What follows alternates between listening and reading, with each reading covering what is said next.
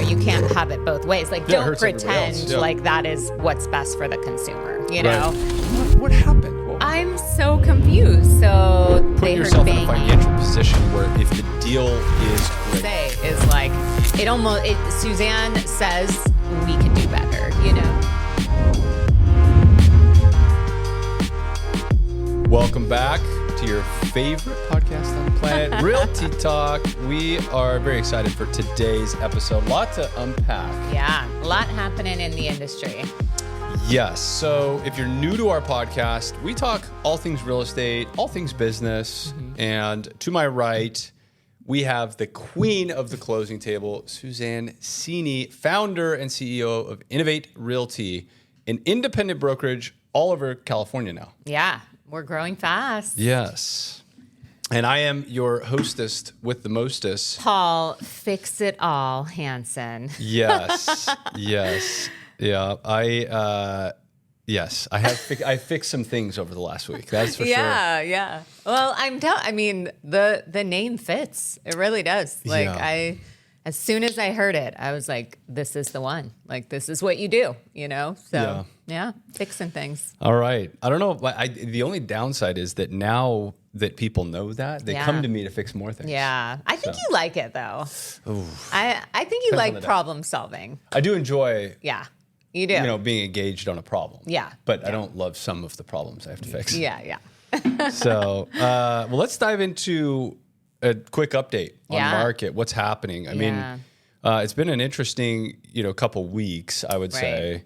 I'd love to just talk a little bit about rates and what's happening on that side. Leading into, I think so if you're new to the podcast, we are not, this is a disclaimer. We are not economists, and we are not trying to predict what's going to happen, but we do track it daily and we look at it. And it's very important to us. And leading into the Fed meeting in September, so this is now 4 weeks ago, 30-year mortgages were in the 6.6 to 6.75 range. And everyone was anticipating at least a quarter-point rate cut. And this is an interesting misconception. I know we've touched on it a couple times in previous episodes, and I hear it from agents, buyers, even just people generally. Hey, if the Fed cuts the rate, mortgage shops are going to slash and it's going to be a crazy market. Rates go down and everyone's jumping in. Yes. And so, and what actually happened was, the 30-year fixed mortgage pivots from the 10-year Treasury rate. And that is not tied to the Fed funds rate. So it can be influenced, but it's not directly correlated or tied. And so when the Fed funds, and that's when we talk about a Fed meeting in September, that's what they're discussing is the Fed funds rate. Right. And so they did cut a quarter point. The week leading into that meeting, so previous to the meeting, 30-year mortgages went all the way down to 6.15. So the week before. And, it had me a little bit nervous because there was a lot of talk around will it be a quarter or a half a point cut at the Fed. And I think what we saw was, some banks and mortgage-backed security buyers getting a little aggressive on the rate in anticipation for that meeting. When they announced that it's a quarter point, rates have actually gone back up. Right. So in the last 2 weeks since the meeting, rates are now kind of hovered in around that 6.3 range. Right. And the 10-year Treasury rate, was as high as 4.4, is now down to 4.1, just over 4.1 as of this morning. So it's going to be really interesting to see what happens. I mean, some people are thinking there's going to be additional rate cuts before the end of the year, certainly early next year. But I think, the biggest thing that we continue to talk about is this arbitrage between the 10-year Treasury rate and the 30-year fixed mortgage. And we're still close to 200 basis points of spread, where traditionally over the last 50 years, there's been about 175 basis points of spread. And so, even if the Fed doesn't continue to cut rates, if the 10-year can come back a little bit, and if banks find a way to be a little more stable on that yield, then, we might see sub 6% 30-year mortgages, which, if you look historically, that's incredibly cheap. Yeah. So I know a lot of people are complaining about affordability and, man, 6% is a lot. But I think in the 50s, 60s, 70s, we saw rates at like 15 and 16%, 18% mortgages. So, I mean, I don't think it's terrible. No, I mean, the interest rate isn't terrible. I think it's just the concern, I mean, as we know, is that home values just continue to go up, at least here. Like that is not the case everywhere, you know? I'd say a lot of those places, especially during COVID, when everyone left and moved to all these other areas where now they could work remote. I mean, a lot of that has been rolled back. Like a lot of people are actually not able to work remote who thought they would be able to work remote. And now they're actually trying to sell their house and they're underwater from selling their house. So not everywhere prices are really high. So there are some great opportunities with a 6% interest rate. But I would say specifically here, you know, in California or in Southern California, we haven't seen prices go down, you know, so. Not really. I mean, there's a couple of pockets that we feel have maybe been down as high as 5% year over year from where things have traded, but it's very pocket specific. I mean, if you bought in Austin in like 2020 through 2023, you're probably down 20%. So there's some pockets in the U.S. that are, you know, definitely impacted just based on the demand that surged, but.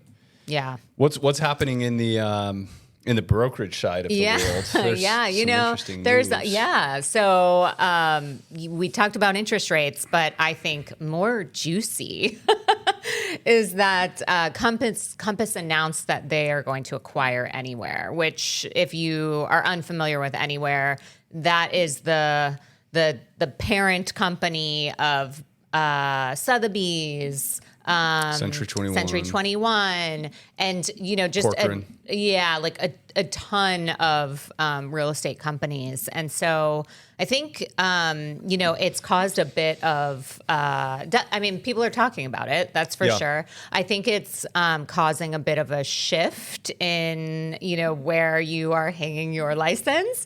I think not everyone wants to go to Compass, you know, and that is a lot of agents that potentially they're banking on coming over to Compass, and they're going to acquire a lot of debt to do that. Yeah, we should double click on the deal because it was interesting. Compass, you know, typically when you see, it's not really a merger, it is a true acquisition. But when you see something like that happen in a public equity, a lot of times if the deal is good and everyone's excited about it, the equity goes up. I mean, you know, or the stock will trade higher. You would think. This was cut by, you know, 10%. Actually, the stock plummeted 15% in the 3-4 days after the announcement. Right. And I think it's because of the actual dynamic of the deal. They are buying it for 1.6 or 1.8 billion, but then they're also assuming 2.5 billion dollars worth of debt. Right. And it's a lot of debt. And Compass has already, you know, got a fair bit of debt on it. I'd have to double check on what their, you know, earnings ratio is, but I mean, they're trading north of 20 times earnings. I think it may be higher, which is, you know, fact check me on that, but it's like, oof, that's a lot of debt. And in a market nationally where home sales are down 40% from the peak, I mean, it to me, it's a really interesting deal because you've got, you know, agents that are transacting less on average by 40%. And so they're trying to grow through, you know, through numbers or sheer headcount. I mean, it could be a genius move when you look at the next 10 years. I mean, if you believe that we still have a major problem with supply, which I think we do, and if, you know, pricing does kind of settle out or even just stall for a few year period, you know, you're buying a ton of agents, and if they continue to transact, then it could be a brilliant move, right? If they can service the debt. Well, and what I think is interesting about it is, you know, they're really going hard after Zillow for, you know, basically saying that they're, you know, not being fair, not doing what's just to the consumer, but you know. I think what's more interesting is with this acquisition, what they're trying to do, or a big piece of this is they're going to get more listings to put on their site, where they intend on doing the same exact thing, but with Compass agents.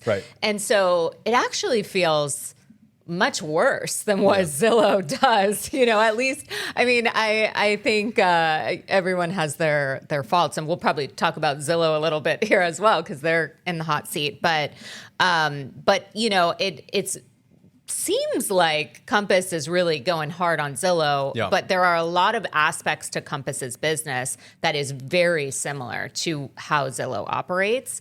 So them, getting these additional listings and then, potentially keeping them from other agents and only showing those deals to Compass agents, it's kind of exactly opposite of what they say publicly, which is like, oh, it should be, fair. And I mean, that's not, and we've talked about it before on another episode where that doesn't feel fair for the consumer, that they're not being shown to the other, 70% of agents out there. Like, is that actually what's best for the consumer, or is that what's best for a Compass agent? Yeah.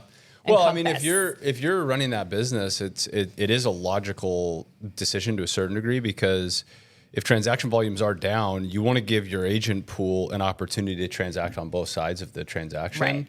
And if you can do that within a week or 2 week or 3 week period, then you're kind of, you're cornering the market to a certain degree. I mean, as a business model for them, yes, makes sense. But I think my take on it is, you can't have it both ways. Like, don't pretend like that is what's best for the consumer, know? Because I think we all know it's not. Yep. So it's more of like, don't come from this like moral high ground of, going after Zillow and everything else. It's kind of silly.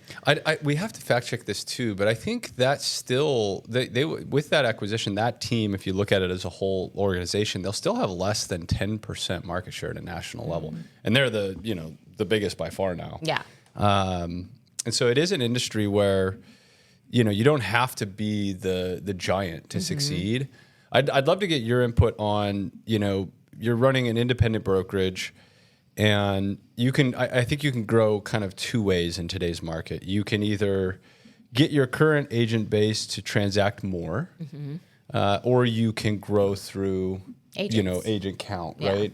And we've seen a lot of drama around this model of, almost even a multi-level recruiting model to drive agent count. But what's a sustainable way, like a financially prudent way to grow the agent base or to grow the transaction by agent, at the brokerage? How do you do that? Yeah, I mean, it to me, it doesn't make sense to just grow bodies, and so there has to be a good balance between those two things. Like, you have to be able to train your agents to be able to handle any market and any situation that they come into.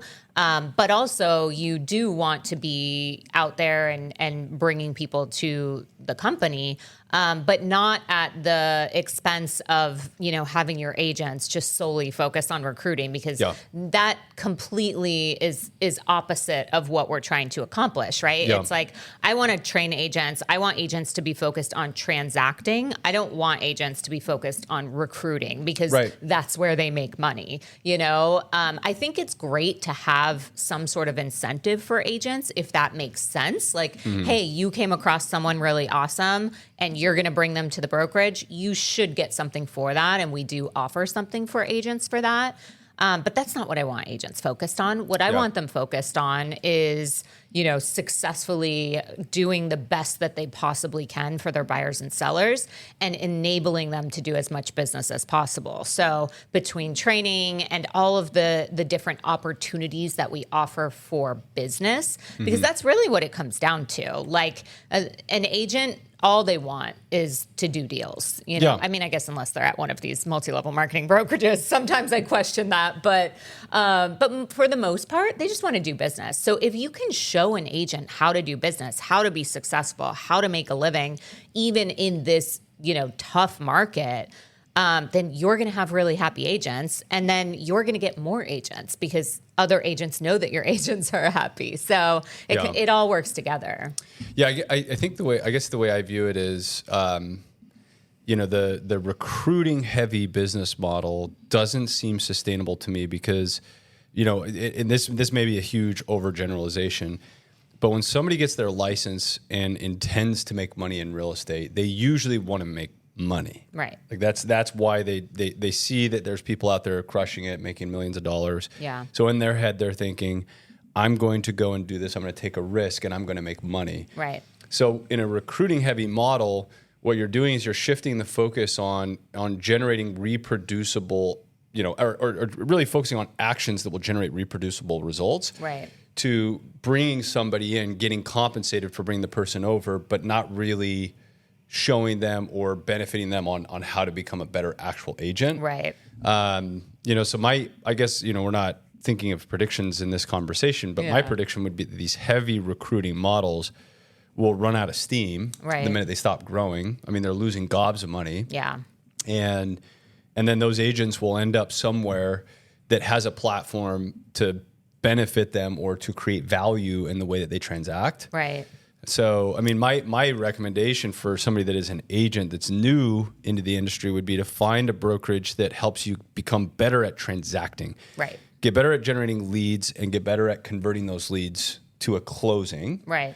And if you do that, you can kind of build your own brand. And to your point, the more you transact, the more agents are going to see that, and then they're going to want to join a team or join your brokerage. And you're going to retain them. Right. I mean, I think that's the other piece of this is these brokerages that are just bringing people in just to have a number. I mean, they're churning out. And I think we had we were on a call with someone and they were at another brokerage and they asked us like, why is it that agents from X brokerage are all really bad. And it is one of those brokerages. And, it's that they don't have the support and the platform to grow their actual business. Right. And they're focused on, growing agent count, which, is just quite frankly a distraction to doing deals if they're focused on that, so. Interesting. So, what do you think ends up happening in this? If we should ask this question, we try to run a prediction on it. What ends up happening with this Compass transaction? Because it wouldn't, if it goes through, it would close early 26, like late first quarter, early second quarter. Yeah. So, if that closes, does anything change? Do agents at Compass start to look elsewhere because all of the money is going into driving additional agent count? Do they actually end up retaining even 50% of the agents that are at Sotheby's and Corcoran and Century 21? Do all those flee? Like what actually happens? It's tough to say, but in my opinion, it's the brokerage. The Compass is completely different than Sotheby's, right? So like the culture, the way it's run. Definitely. Yeah. So if you are, bringing on an entire group of individuals that is used to doing business one way and they're not interested in operating that way. I mean, that's the beauty of real estate and being an independent contractor. Like as an agent, you can go wherever you want, whenever you want. So to me, it seems like this is just going to be a bit of a shuffle, and they may retain some agents. But Compass historically is known for paying agents to come to them. Right. And, we don't know what they're doing here. I would highly doubt that with this transaction, they will additionally pay agents to come over to them. Yeah, it's kind of loaded. That's why it was like a loaded question because I'm like, Compass grew the way they grew by paying an agent. Exactly. Can they do that in this deal when they're bringing on $2.5 or $2.6 million? I mean, you already saw the drop, the decrease. Yeah. I mean, I can't imagine that that would get much worse, so... Interesting. I think it'll be really interesting to see how many agents they actually retain from this and whether that was worth it or not, Okay, well, with that, let's transition. It is story time. So Homes Gone Wild. Paul Fix-It-All Hanson is going to read us a story submitted by our listeners. If you have a crazy story, make sure you submit it because Paul loves them. He has a lot of questions. We want to know all the details. But yeah, let's jump in. What happened on this story? Okay. On this week's episode of Crazy Stories, this one appears to be really, really long. So this is Homes Gone Wild. Back in October 2020, one day before Halloween, I sold an older house in northeastern Portland to a relatively new client. Northeastern Portland. I don't know what's that? That's like on the coast, or where is that? He had a limited budget, so we were only looking at a house that needed cosmetic work and repairs. He was a little eccentric. Not that it mattered. So then why did you say it? I work with a lot of engineers, period. So we show up at the house just before dusk, and there is a group of crows flying right over the front yard. I joked with my client, that's called a murder, remembering it from the Simpsons Treehouse of Horror episode. I explained the reference, but he didn't appreciate it. So I'm a little confused. Is this person, so he's eccentric, so she's assuming, or he is assuming that they're like an engineer? Like they say they're eccentric, that doesn't matter. I work with a lot of engineers. Yeah, are engineers eccentric? I don't know. I'm very confused already. We walk inside, and the place was basically untouched for 50 to 60 years. Sounds like a good flip. It was an estate being sold as is. We went through the old kitchen, which you had to walk through to pass between main level bedrooms and the living room. I distinctly remember the wood flooring was made of tiles, which was unusual. Wood flooring made of tiles. Like a parquet floor, maybe? We go up to the finished attic, and I didn't feel anything was off yet. We're getting to the good stuff. We go down through the kitchen to the hallway and look at the 2 bedrooms. Suddenly, while I was standing in the hallway, there was an incredibly loud bang. It felt like a big collision right under my feet. Then a few seconds later, it happened again. Then a third and fourth time. Bang, bang, bang. We were both pretty freaked out at this point. We go down to what turned out to be a half basement, which was unfinished. I hope there's not like a person underneath. Yeah, this is good. Okay, this is getting better. All that was down there was a cement floor and an ancient old furnace. The area that was under me was a vent tucked into a half crawl space only 2 feet tall. We left the property pretty quickly. I turned off the lights fast, locked up, and said goodbye to my client. He ended up firing me a few days later. I'm not sure why, but clearly our experience made an impression on him. I never told the listing agent. I just looked at the house photos and got chills. I don't know what to think about our experience, but it certainly was the weirdest I had had. And I have shown over 1,000 homes at this stage. It definitely made an amazing Halloween story the next day. So what happened? I'm so confused. So they heard banging in the down below them, right? Yeah, so that's so that either is like a furnace, collision. Or like, which there was a furnace, right? Yeah, in the crawl space, or maybe the flooring, or maybe the house was falling over. I don't know. And like the fact that he fired her or him and said, I'm not sure why, but clearly our experience, like why? You know, I want to know why. And I'm sure you know why. Like, I think I know. This is a heavy assumption, but there's a lot of judgment in that first section. Like, this person's eccentric. I work with engineers. Yeah. So this agent messed it up by not, getting into their client and, prefacing. I mean, I don't know what standard practice is. Again, full disclosure, I've never been a real estate agent, but if I was an agent, I would think, and I had a buyer that was important to me, I would probably try to walk properties before I show it to the agent. Totally. So or that the I client, could, to the client, so that I could preface before I go into the house, hey, look, this is a fixer. There's banging noises or whatever you anticipate, right? Exactly. You get there 10 minutes before them. Right. You walk the property. Open it up. Yeah. You set it up for them. And then you're the expert of the property. Yes. If you're walking through with them, and sometimes like if you're driving together, that can be difficult. There are circumstances where you can't do that. But if you are able to see it before, you absolutely should. So this moral of the story is this agent dropped the ball, which is why they got fired. Yeah. We think. Sounds like that to me. Sorry. I mean, you don't if you're listening, we're sorry, but it's your fault. No one is going to submit stories if we rip them apart. Yeah. So just kidding. You did an amazing job on I this. don't know. I think the best podcast on the planet right now is the live podcast called Kill Tony. He gets people, he gives them 1 minute to do stand-up comedy, uninterrupted, and then they just rip them apart. Yeah. And they have hundreds and hundreds of people that sign up every week to go and do it. So maybe that's what this should become. Maybe we should just start ripping agents. Yeah, we're shifting. It won't be Homes Gone Wild. It'll be like destroy. Why you suck as an agent.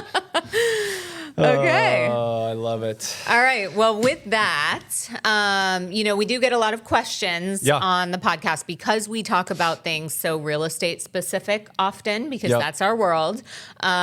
We thought that we would put together 5 tips for first-time home buyers in a lower rate market. So as you mentioned, like we do anticipate it's not a lower rate market right now. Right. But the feeling is over the next year, at least I would assume. And as you mentioned, like we Certainly might should. see high 5s.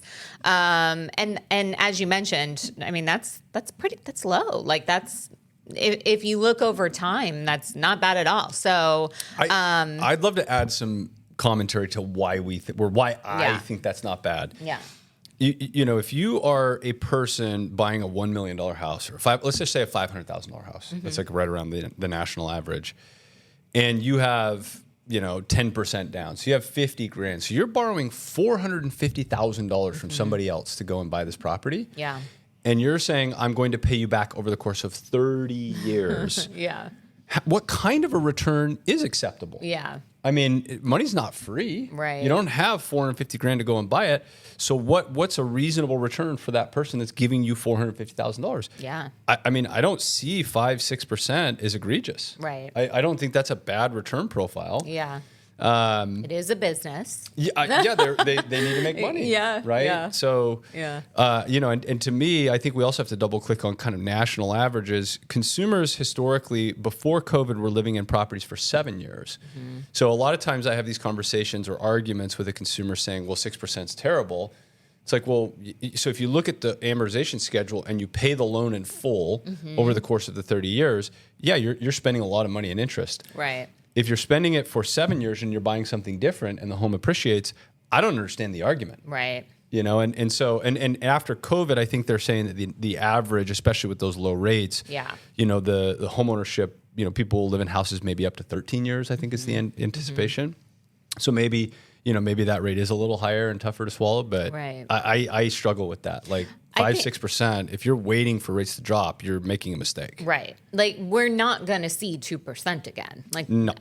That was insane. Probably never. And I think, and I think that, we just recently lived through that. Yeah. So there's a lot of, it feels like 6% is high because, there was a 2% interest rate, but you don't wait for that for sure. It's absolutely not happening. I have an opinion of that too, because the people that got a 2% interest rate aren't the ones that are bitching about 6% rates. Mm-hmm. It's the people that waited and didn't buy when it was 2%. Yeah. So, it seems a lot to me like people that complain about that have a victim mentality. It's like, hey, they were 2%. I just didn't have the money or I didn't get it together. Whatever the reasoning was. Mm-hmm. And now it's 6 and it's making it even harder. It's like, this is it's on you. Yeah, it is what it is. If you wait another 3-4 years and in the hopes that rates go back down to 2, you're going to lose 3 to 4 years of appreciation. Equity. Yeah.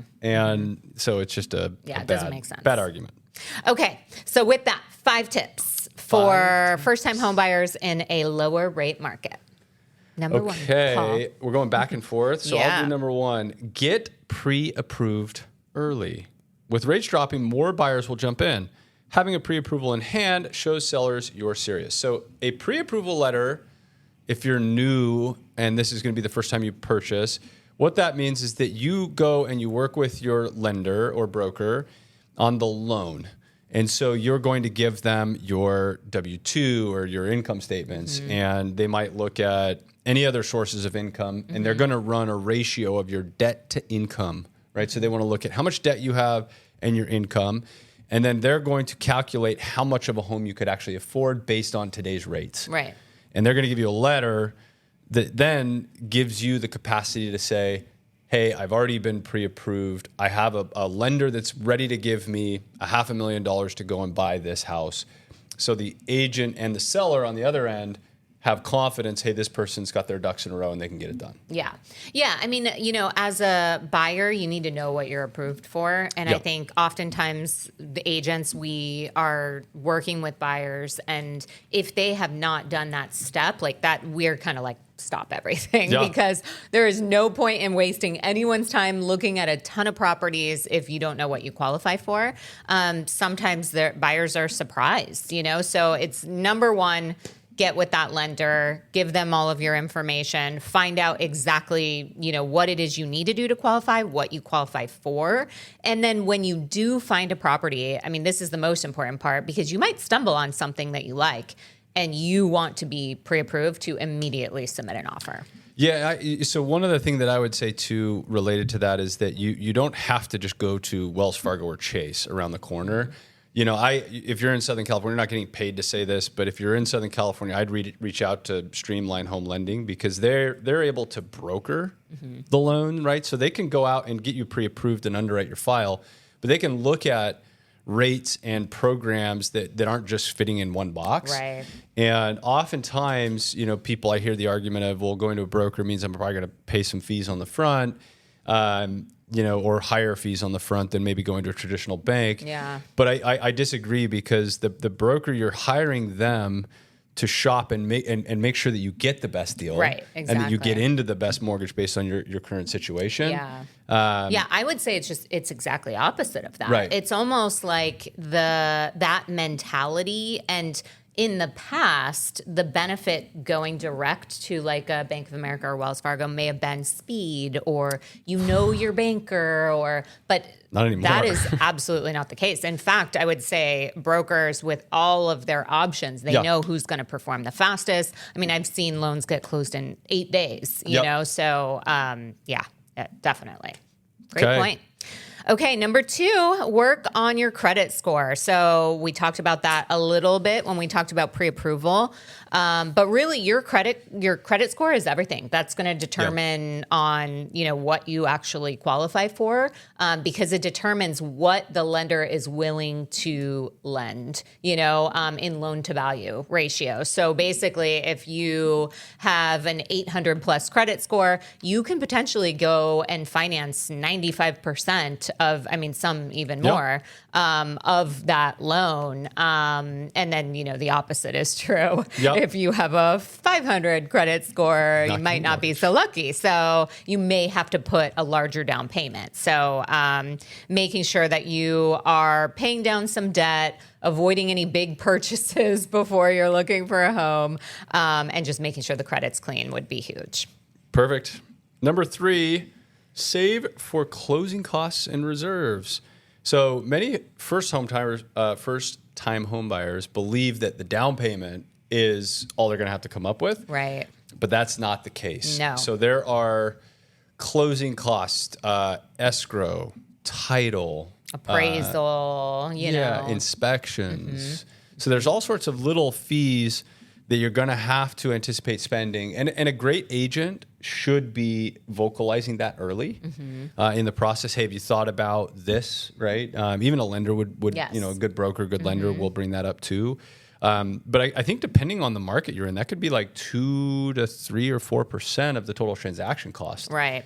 And if you have great credit, you could wrap those into your loan. Right. If you have good debt to income and good credit. But if you don't and you're right at the max, then you got to pay that up front. Yeah. And not just that. I think having reserves, sometimes your loan requires you to have reserves, but also you want to have reserves for after you move in. It is, you have to be prepared that the spending doesn't stop when you move into that home. Yes. I would say the spending starts when you move into the home. 100%. I was going to say the first house I ever bought was like a $100,000 condo. And I was so excited. I'm like, hey, I got this done. And then the day I moved in, it was like, oh, shoot, the sink doesn't work. Or I did inspection, all that stuff, but I had to go and repair a lot of stuff. And it gets expensive. It adds up. Yeah. Got to be prepared. Okay, know your budget beyond the mortgage. So don't just look at the monthly payment, factor in HOA, insurance, taxes, and then maintenance so you don't stretch yourself too thin. I think, again, the lender should really be painting that full picture.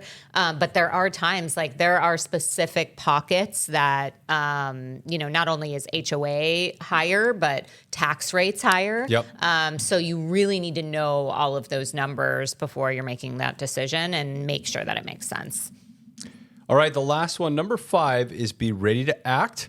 but stay patient. So, I mean, I think what this means is really when we say be ready to act, that means getting your pre-approval. That means don't make any big purchase. Don't go buy a new car. So put yourself in a financial position where if the deal is great and you fall in love with the house, you can move quickly.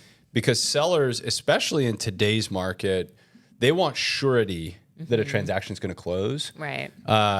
You know, and in a market where rates are dropping, you know, if we still have this inventory problem, demand should spike and it's going to get more competitive. And so I think being ready to move the minute you find something you love is critical. But also when we say be patient, you know, don't go out and buy something just to buy it. Right. You know, find the one that you're going to be happy with. Averages are 7 years pre-COVID. Now it's 13. So better like that house. Yeah, you're gonna be in it.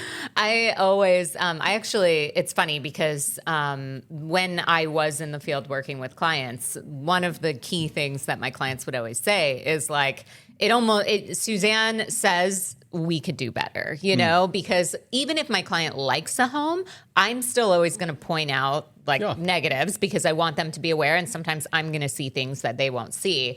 And so I even have like multiple reviews on my Zillow profile that it's like, yeah, Suzanne told me this wasn't the one, that I could do better. And we found it, you know? So I'm really big on, I don't want my buyers to ever have buyer's remorse. And so, you know, there's no reason to rush into anything right now specifically. But being ready to act when you find the one, that's what's most important. All right. Those are our 5 tips for a first-time home buyer in a lower rate market. So if you are a first-time home buyer and you're interested and you're ready and you want to start talking to somebody, we are here. Innovate some great Realty. Agents. Yeah. We know 176 really good agents in Southern California. Perfect. So what else? What else do we have to touch on? How is overall business and life and So overall business, we can start there. I mean, I think we've all felt what's happening in the market. I think all businesses in our, you know, I would say our umbrella has felt that things have kind of slowed down a bit. But it's actually been a positive for us, I would say. Like what I see in that is we have had more time to spend on building the business. So with us, we have a lot of growth coming that we'll be talking about very soon. But in multiple areas in Southern California, we're going to be growing even more. But again, you know, it's not we don't have the compass model where we feel that we need to, you know, grab every single real estate agent. We really feel like we do something kind of special at Innovate. We generate a ton of leads. We recently onboarded into the Zillow Flex program. So now we're getting even more leads than we were before. So, you know, we provide our agents with those opportunities, with the training and help them be successful. And we want people at Innovate that are like-minded, that want to work, you know, and want to take those opportunities and run with it. So I think for us, you know, we've put all of these things into place over the past, say, 6 months.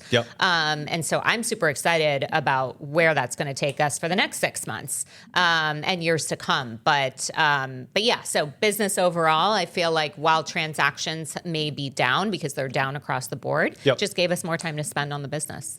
That's awesome. Yeah. It's very good. Very positive outlook. What about you guys? Yeah, great. I mean, I think similar. We have some assets that we're trying to sell that, you know, market has been a little slower than we would have liked. But I mean, I think any entrepreneur has an opportunity to look at things as glass half full or glass, you know, half empty. And I think, you know, when we look back at the last 2 years, the operation at Buy Buy House has done a really, really good job getting better at completing construction swiftly, efficiently from a cost standpoint. And that's what we can control. So we can control the number of houses we buy.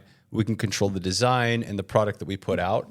We cannot control what the market's going to do. Right. And so if we're thinking long in this business, which we are, you know, that's the number one thing for us to be focused on. And you know, I would say we've made a ton of improvement. We've got some great new team members, you know, in the way that we manage construction, and some great new teams in the construction department. You know, 6 months ago, I was freaked out about the workforce. Today, I'm not feeling that fear. I mean, we haven't had an issue getting, additional people or bodies into the business on the construction side. So yeah, I'm feeling really good about that, but would love to see the market pick up a little bit, anticipating maybe early next year. Yeah. But. Yeah. Okay. Well, with that, personally, anything to share? No, I mean, nothing. I mean, did we have the crisis averted yesterday of the school situation? Yes. So yes. So yeah, so my daughter goes to a school, and in the older grades, there was a child that had head lice. And so we were all very freaked out. Yes. She did not. Okay. Thank goodness.